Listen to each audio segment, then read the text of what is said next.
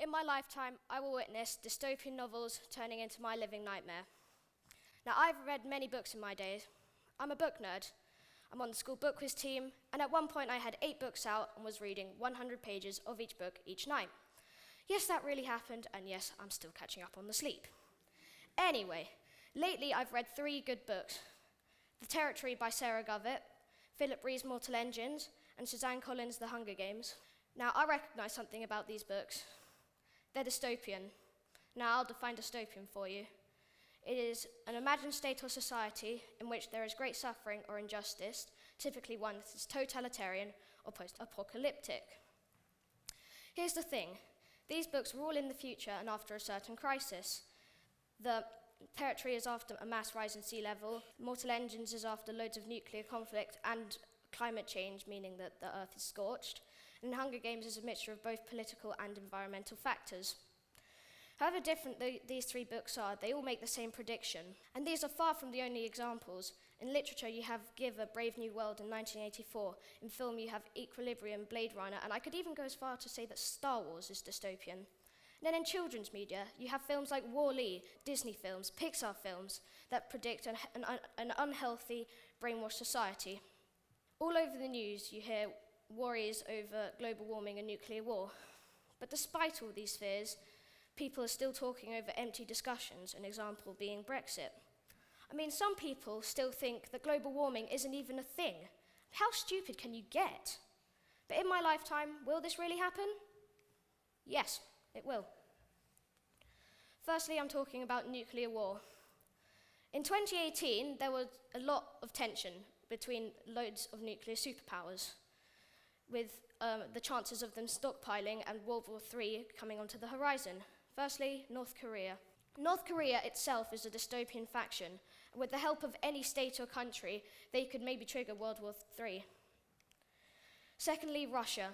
Russia are a huge country, and they are on a UN Security Council for a reason. Their military is massive, and they keep on pouring more and more money into it. With the slightest opportunity, they could take it and trigger World War III. Finally, America. The ultimate problem with the US right now is that an incompetent government has left the world on bated breath, hoping that they have not made accidental declarations of war on Twitter. Now, I'm going to talk about what would happen if this war did occur.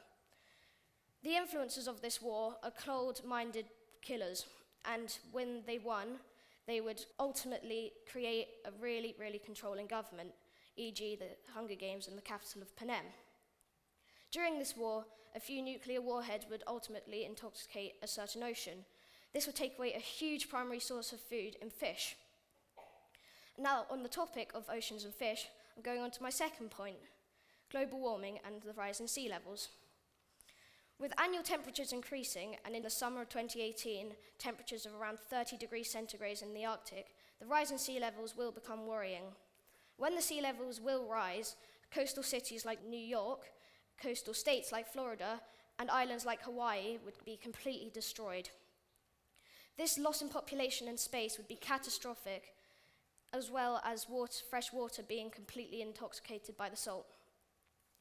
This would lead to dire politics, and maybe controlled by brainwash like in the Territory, and maybe controlled by fear like the Galactic Empire and the Death Star.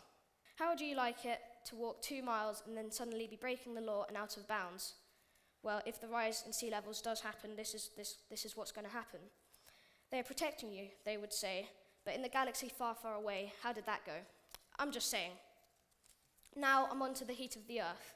With the heat of the Earth annually increasing, vegetation levels will automatically decrease. Nutrients in the soil will die, water will come out of the soil, and so another source of food in plants will be ultimately wiped out.